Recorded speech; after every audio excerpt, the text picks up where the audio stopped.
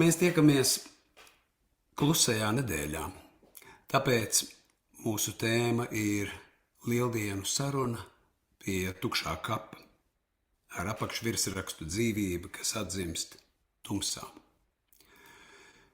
Jaunā derība ir saglabājusi 4 dziļiem simboliem bagātus Lieldienu vai Kristus augšām celšanās notikumu aprakstus.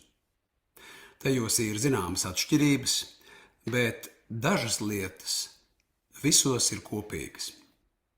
Piemēram, Lieldienu stāsts sākas nevis ar gaismu, bet ar tumsu. Tas sākas ar izmisušām sievietēm, kas agri no rīta dodas uz kapu, ar zaudējumu iztukšotām sirdīm, ar pasauli, kurā viss, kas bija drošs, ir sabrucis. Un tad viņas atrod tukšu kapu. Šis tukšums nebūtu nav mierinošs. Tas patiesībā ir vēl dziļāks satricinājums, jo tagad ir pazudis pat tas, pie kā var turēties savās sērās. Viņām ne tikai ir atņemts kaut kas ļoti dārgs, bet pat priekšstati, ar kuru palīdzību par to domāt. Varbūt mēs kaut ko no šīs pieredzes arī pazīstam.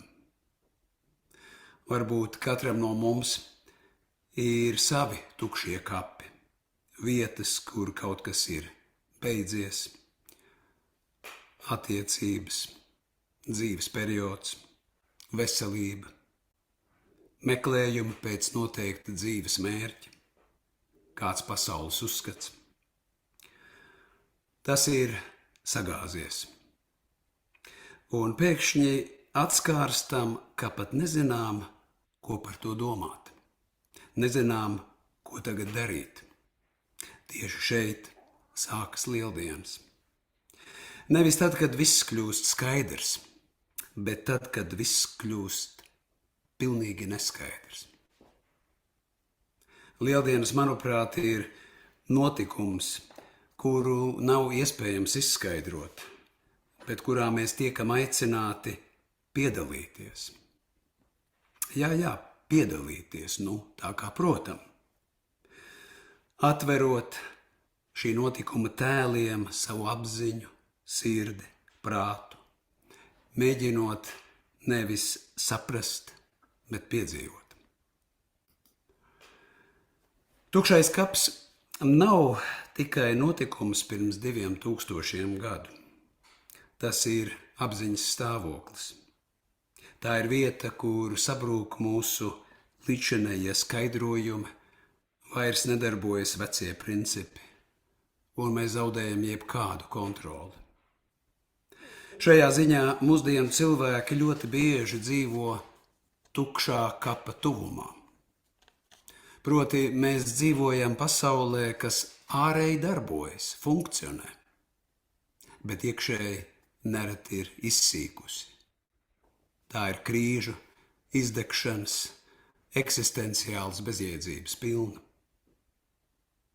Kanādiešu ārsts Gabors Matē ļoti skaidri saka, tas, ko mēs saucam par normālu, bieži vien ir pielāgošanās slimai sabiedrībai.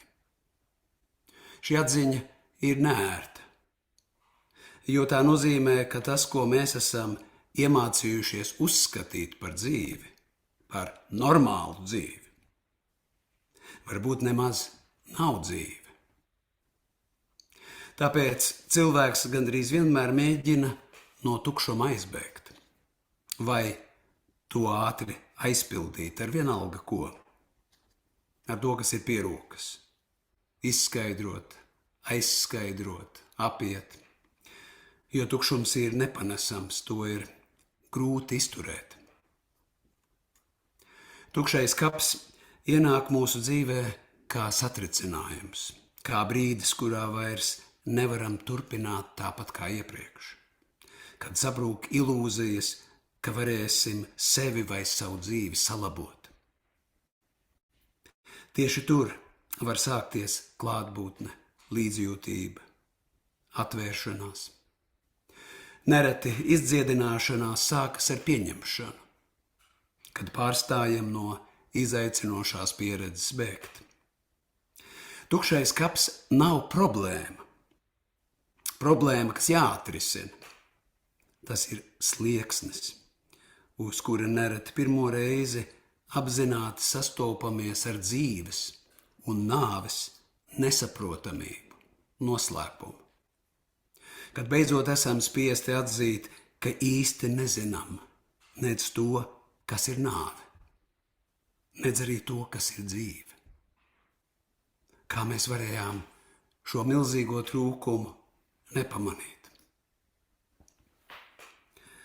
Tad apjukušos cilvēkus pie tukšā kapa sasniedz jautājums. Ko jūs meklējat dzīvo starp mirušajiem? Tas ir viens no dziļākajiem lieldienu jautājumiem. Un tas nav tikai par sievietēm pie kapa. Tas ir par mums. Kur mēs meklējam dzīvību, vai plašāk īstu dzīvi? Varbūt kontrolē, lomās, sasniegumos, citu novērtējumā vai kaut kur vēl. Un vai tas viss nepieder tai realitātei, kas jau ir mirusi? Tā nekad nav bijusi īsta dzīve, kas nespēja dot patiesu dzīvību. Daudzi domātāji ir uzsvēruši, ka cilvēki bieži cenšas atrisināt dzīves izaicinājumus tajā pašā apziņas līmenī, kurš tos ir radījis, un tas ir strupceļš. Tev ir jāmaina dzīves stāvs, kā saka Kens Vilbers, apziņas attīstības stadija. Patiesas problēmas nav iespējams atrisināt, tās var tikai pāraugt. Arī daudzi no mums cenšamies izārstēt sevi ar to pašu, kas mūs ir ievainojis vai saslimdinājis. Un tāpēc svarīgi ir ne tikai uzdrošināties sākt meklēt, bet mācīties apjaust, kur meklēt.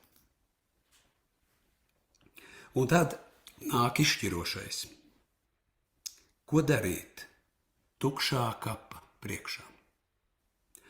Vai steigā meklēt jaunas atbildes, tukšumu kaut kā aizpildīt, novērst uzmanību, izvairīties vai kaut kur bēgt?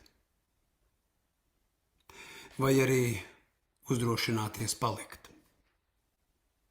Klusajā nedēļā ir kāda ļoti nozīmīga un dziļa diena, kuru, starp citu, ir viegli nepamanīt. Tā ir lielā jeb klusā sestdiena. Diena starp lielo piekdienu un lieldienām. Nāvi un augšām celšanos. Tā ir diena, kurā nekas nenotiek. Diena, kurā Dievs klusē. Diena, kas ir jāiztur. Izcilā garīgā skolotāja Tāra Braha šai pieredzēji lieto apzīmējumu svētā pauze. Apstāšanās un apklušana bez izmisīgas skaidrojuma meklēšanas, centieniem pašam sevi izglābt.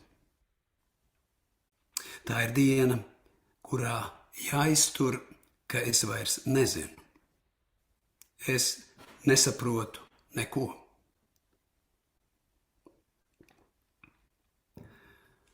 Lielā sestdiena ir brīdis, kad mēs vairs neesam tas, kas bijām, bet vēl neesam tas, kas būsim.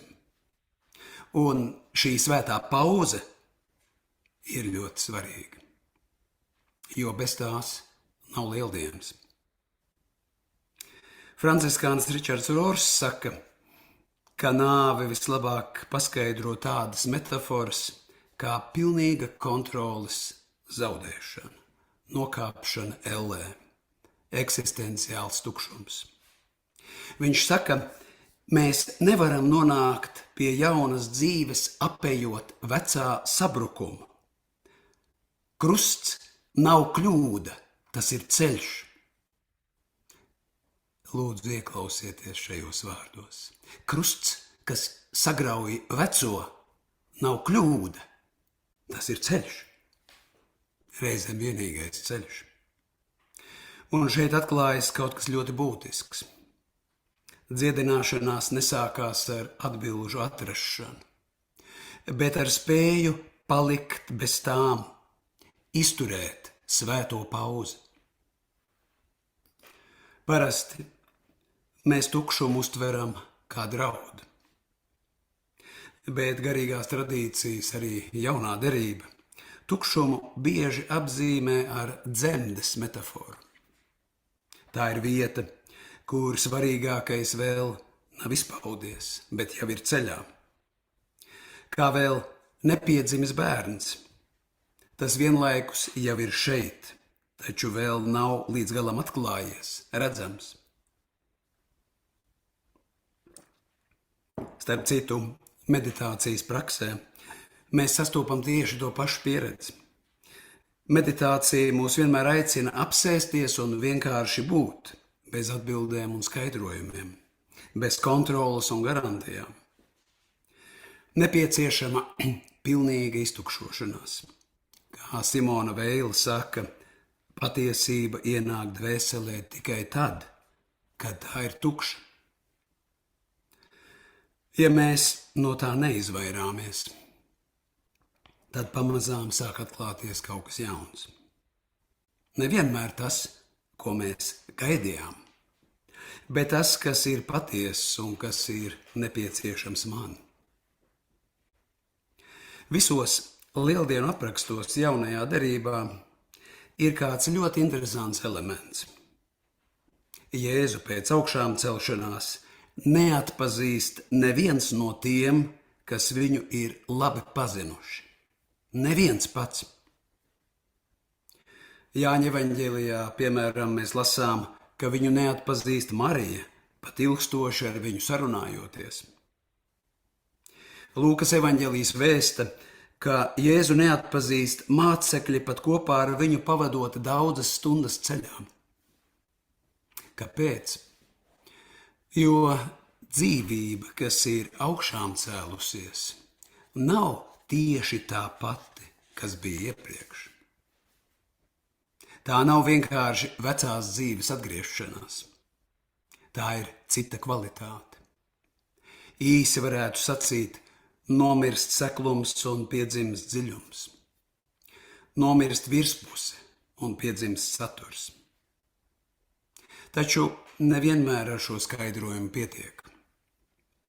Un to paskaidrot īstenībā ir ļoti grūti. Ričards Rors saka, nomirst mūsu vecā patība. Tas, par ko mēs domājam, ka mēs tas esam. Un piedzimst atklājas tas, kas es vienmēr esmu bijis Dievā. Proti, augšām celšanās nav vecā atdzīvināšana, bet kaut kā pilnīgi jauna atklāšana un atraisīšana. Tas nozīmē, tu vairs neesi tas pats cilvēks. Tu neesi arī kļuvis par sevis labāku versiju. Tev ir atklājies cits dziļums, un tagad tu dzīvo no šīs jaunās vietas. Šai jaunajai dzīvei nav nepieciešami spilgti ārēji atribūti. Tā atklājas ļoti vienkārši. Kā dziļa klātbūtne, miers, patiesums, īsta saikne ar dzīvi. Jāņa evaņģēlijā mēs lasām, ka drīz pēc satricinošās sastapšanās pie kapa Jēzus saka Marijai, nepieskaries man vai neaizturi mani. Tas ir paradoxāli. Viņa tikko ir atradusi pašu svarīgāko, un viņai saka, nepieskaries, nepaturi.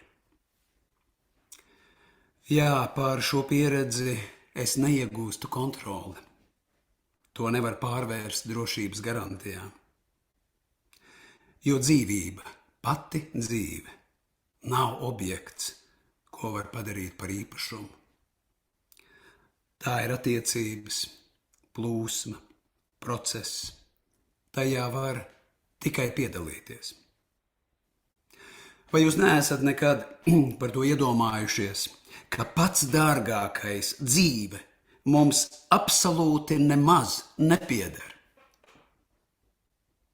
To mēs mācāmies saprast visa mūža garumā.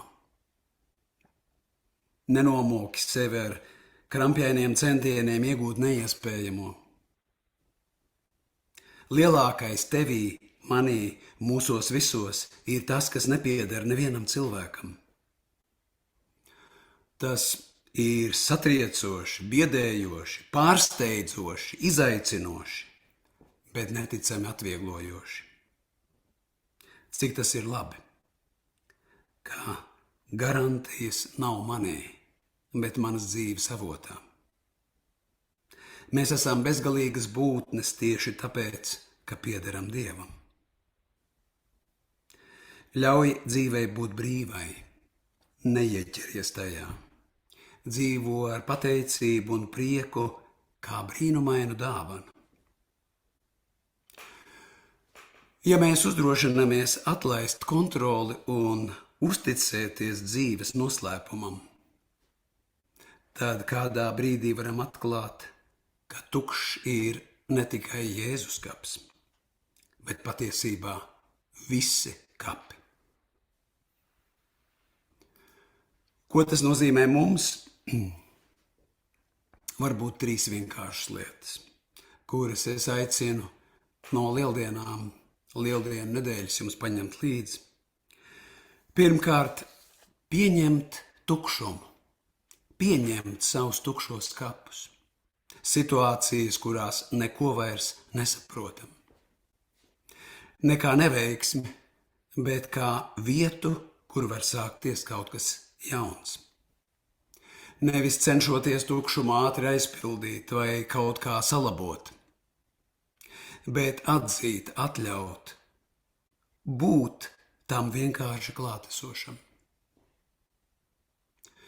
Otrkārt, mācīties palikt neziņā, varbūt pat praktizēt neziņu vai svēto pauzi, atteikties no vajadzības visu saprast un tā censties kontrolēt, bet ieiet neziņas mākonī, kā to skaisti ir formulējis anonīms viduslaiku mistiķis. Neziņa nav vājums. Tā var kļūt par garīgu spēku, garīgu disciplīnu. Uzdrošināšanās dzīvot bez atbildēm ir sākuma punkts dziļākajai pārveidei. Un treškārt, uzticēties dzīvei. Pat ja tā nav tāda, kādu to bijām iedomājušies vai gaidījām. Un, ziniet, dzīve nekad nav tāda, kādu mēs bijām iedomājušies vai gaidījām. Kaut kas neplānots un negaidīts parasti notiek visiem. Cik svarīgi ir iemācīties pieņemt dzīvi tādu, kāda tā ir, kā noslēpumu. Patiesā dzīve, dzīvība bieži atklājas nevis kā skaidri saprotams risinājums vai atbilde, bet kā dziļuma klātbūtne, ar kuru pietiek.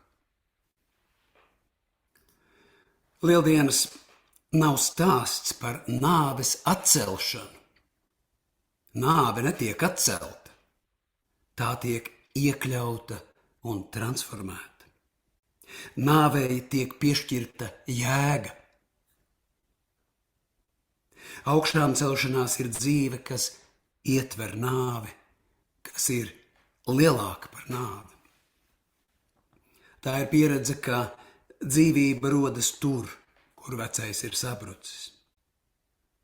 Un šis ļoti neparastais, neierastais vārds augšām celšanās ir īstenībā vienīgais vārds, kas spēj apvienot 3 nozīmīgākās dzīves tēmas – dzīvi, nāvi un transformāciju. Daudzas dzīves situācijas mūs noliek tukšumu priekšā. Taču varbūt šajā lieldienu laikā mēs varam sev pajautāt, kur tad ir mans tukšais kaps? Un vai es esmu gatavs pie tā palikt pietiekami ilgi ar tukšām rokām un bez atbildēm, lai varētu piedzimt patiešām kaut kas jauns manī, mūsos, visā pasaulē. Protams, pasaule, kurā mēs dzīvojam, ir nesaprotama, biedējoša, tumsas pilna. Taču atcerieties, tieši klusumā, neziņā, bailēs un tumsā dzimst dzīvība. To arī šogad mums vēlas atgādināt Lieldienas. Mīļie draugi, no sirds jums vēlu gaišus un piepildītus Kristus augšām celšanās svētkus.